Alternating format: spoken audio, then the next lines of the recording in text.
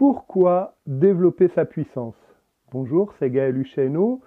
Si tu es intéressé pour recevoir des nouvelles vidéos et en savoir plus sur tout ce qui concerne la spiritualité, n'hésite pas à t'abonner à ma chaîne et à liker la vidéo.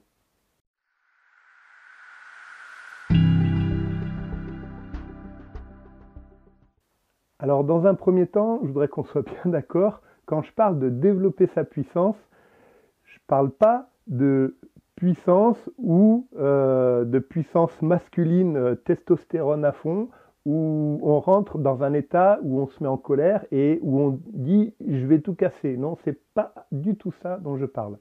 Quand je parle de développer sa puissance, c'est développer sa puissance d'essence, sa puissance d'âme, développer sa puissance d'action. Sa puissance, on la trouve dans le ventre.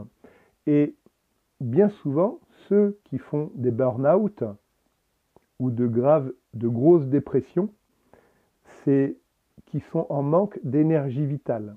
Alors, pour résumer dans un premier temps, qu'est-ce qui se passe quand tu es en manque d'énergie vitale?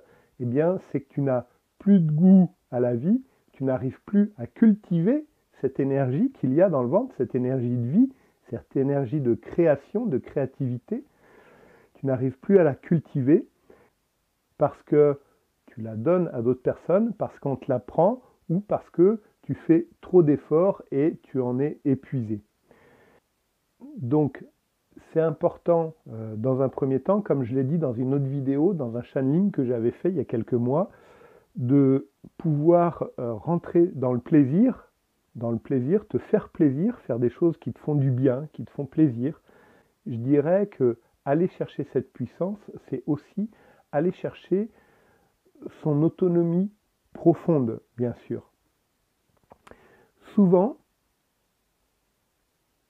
il y a certaines personnes, des personnes qui ont réussi beaucoup, notamment on peut dire celle qui a écrit Harry Potter, tous les livres d'Harry Potter, je crois qu'elle a dû passer par 50 ou 80 maisons d'édition, ou 100, je ne sais plus, mais c'est un chiffre très impressionnant, avant qu'une maison d'édition lui dise « Ok, on publie tes livres ». Et on voit le carton que ça a été. Donc, souvent, la vie nous demande d'aller chercher cette puissance parce que des fois, c'est ça qui va faire qu'on va pouvoir percer dans ce que l'on fait. J'ai un autre exemple que j'ai lu ce matin. Un surfeur, il y a une dizaine d'années, c'est une personne, je ne me souviens plus de son nom, c'est un surfeur assez connu à l'époque. Et puis, il y a des Portugais qui lui ont dit bah, « Viens chez nous, il y a une vague à essayer ». Donc, le fameux mythe de la vague du surfeur, bien sûr. Il y a une vague à essayer et c'est une vague qui fait entre 10 et 15 mètres par moment. Donc, ce qui est déjà très honorable, une vague entre 10 et 15 mètres. Et puis, ils y ont été. Puis, effectivement, en voyant, il a vu que c'était quand même des grosses vagues et c'était un spot dans le jargon qui n'était pas connu, où personne n'allait, il n'y avait aucun surfeur. Et puis ils ont passé pas mal de temps à observer la vague, parce que des monstres comme ça, il y a des techniques pour les prendre, pour passer dessus, pour les surfer. Et puis un jour il s'est dit je vais y aller. Et puis il y a été, mais ça passait pas, il n'arrivait pas à la surfer, il tombait tout de suite, et puis dans ces murs d'eau, tomber tout de suite, ça peut vouloir dire des accidents graves par moment. Donc il était sur un échec. Au petit matin, son ami local lui dit « Écoute, viens, parce que là, ce matin, il y a vraiment des très très belles vagues, elles ont des super formes, elles sont vraiment très belles, et elles font 15-20 mètres, quoi, au moins ce matin. » Donc il y va, et puis il lui dit « Ok, j'y vais, mais moi je ne surfe pas. » Donc il laisse ses amis y aller, essayer. Puis ses amis, ils n'y arrivent pas aussi, pareil que lui, le jour précédent, il tombe. Et puis sa femme qui était à terre lui dit « Écoute, il y en a une qui arrive, c'est vraiment un truc... voilà, elle avait des jumelles ou je ne sais pas quoi, et elle lui dit « Il y en a une qui arrive, Et c'est vraiment un truc, ça va être du gros, et elle est belle, quoi. Elle se forme très bien. Donc il se dit, bon, ok, je vais essayer. Donc il enfile sa combinaison, il descend du scooter des mers, et puis il se fait tracter par le scooter, lui en surf, et le scooter, voilà. Et puis il arrive à prendre cette vague que sa femme lui avait dit qu'il était à terre. Et résultat des courses, c'était une vague de 23,77 m, donc ce qui est énorme, ce qui est hyper gros, hein, même dans le milieu du surf, c'est très très gros. C'est une vague digne d'Hawaï, hein. Je crois qu'à Hawaï, je ne sais pas combien elle fait, je crois qu'elle fait une vingtaine de mètres, 20-25 mètres, donc ça c'était au Portugal, et voilà. Donc au fur et à mesure, c'est devenu un endroit très connu dans le milieu du surf. Voilà, et dans le monde entier, dans le milieu du surf maintenant, c'est un endroit très connu, Nazaré. Et il s'est avéré que c'est à cet endroit-là où les gens ont surfé la plus haute vague du monde en surf. Donc je crois qu'aujourd'hui, elle fait 28 mètres ou 31 mètres, je crois. Bon, bref. Et tout ça pour dire que cette personne, elle a failli abandonner au moment où elle était prête à basculer. Elle était prête à trouver ce spot qui est aujourd'hui, tous les Occidentaux, enfin, tout le monde veut aller à Nazaré, puisque, voilà. Alors, si je te dis ça, c'est parce que aller chercher sa puissance, ça demande vraiment de rentrer dans son ventre, mais de le faire de manière par rapport à ta propre énergie, par rapport à qui tu es, toi. Et ça peut être sortir une puissance d'amour, sortir une puissance de guérison. Une fois, je me souviens, une personne me disait, elle avait une entité ou une énergie, enfin bref, qui était sur elle depuis plusieurs jours, et elle n'arrivait pas à s'en débarrasser.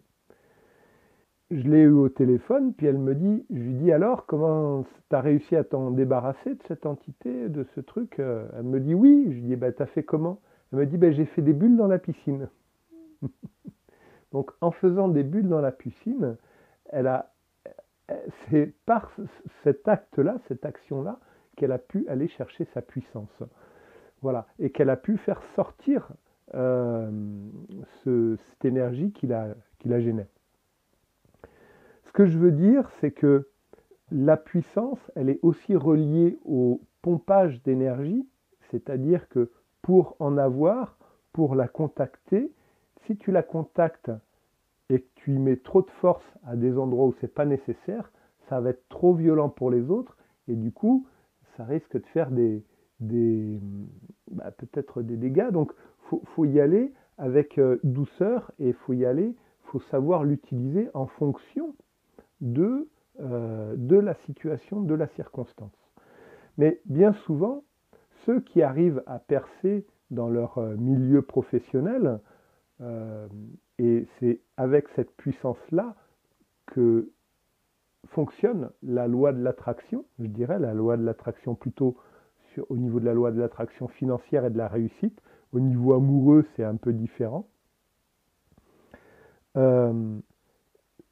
C'est grâce à cette puissance-là que tu vas pouvoir créer et développer ce dont tu as besoin et l'attirer. Voilà.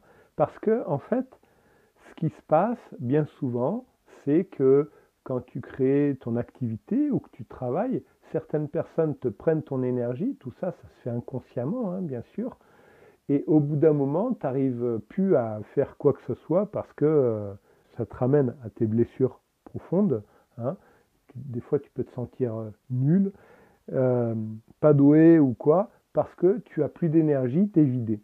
Donc, c'est pour ça que c'est important de cultiver cette énergie, cette puissance, cette énergie de vie à l'intérieur de toi pour pouvoir créer la vie dont tu as besoin. Alors, tu vas me dire, oui, mais comment on la cultive? Eh bien, pour la cultiver, c'est comme un jardin. Quand tu plantes des graines sur un jardin, tu vas laisser germer la plante, et puis après, tu émettras de la paille peut-être dessus ou de l'herbe autour, pas dessus, mais autour, pardon, pour pas que les mauvaises herbes poussent et qu'il y ait juste cette plante-là qui puisse pousser, qu'elle soit très belle et qu'elle soit vigoureuse. je dirais que le terreau, le fondement pour ta puissance, eh bien, c'est le plaisir. C'est-à-dire que c'est important de te faire plaisir parce que te faire plaisir, ça va faire circuler cette énergie de vie et ça va faire que non seulement tu vas la faire circuler en toi, tu vas la faire tourner, elle ne va pas être statique, et tu vas pouvoir également apprécier et recevoir tout ce qu'il y a autour de toi. Voilà. Donc, parce que de l'énergie de vie, il y en a partout, et c'est justement tout ce qu'on capte nous, en se faisant plaisir, en la cultivant. Pour ma part, c'est plutôt d'aller marcher dans la nature, ça me fait du bien, ça me ressource. Voilà, donc certains, ça va être d'aller faire du surf en l'occurrence. Pour d'autres, ça va être de dessiner, de faire des poésies. Euh, Peut-être certaines personnes, ça sera de faire de la sculpture. Voilà, c'est à chacun de trouver son truc. Ce qui est important, c'est de pouvoir donc cultiver cette énergie pour ne plus la donner, pour l'augmenter. Et plus tu vas l'augmenter, cette énergie à l'intérieur de toi, plus elle sera forte, plus elle sera puissante, et plus tu auras une capacité de création, et plus au niveau de la loi de l'attraction et de la loi de l'abondance, ça pourra arriver vite et ça créera des circonstances qui vont faire que tu pourras te développer. Alors je parle de cette puissance par rapport à la loi de l'attraction, mais en ce qui concerne les soins, en ce qui concerne ta vie de tous les jours, eh bien, c'est important de la cultiver. Alors maintenant, marque-moi dans les commentaires ci-dessous, quelle est ta puissance? Qu'est-ce que tu crois qu'est ta puissance? Est-ce que c'est une puissance d'amour? Est-ce que, marque-moi dans les commentaires ci-dessous, d'après toi, quelle est l'énergie de ta puissance et quels sont les moments où tu as pu utiliser ta puissance?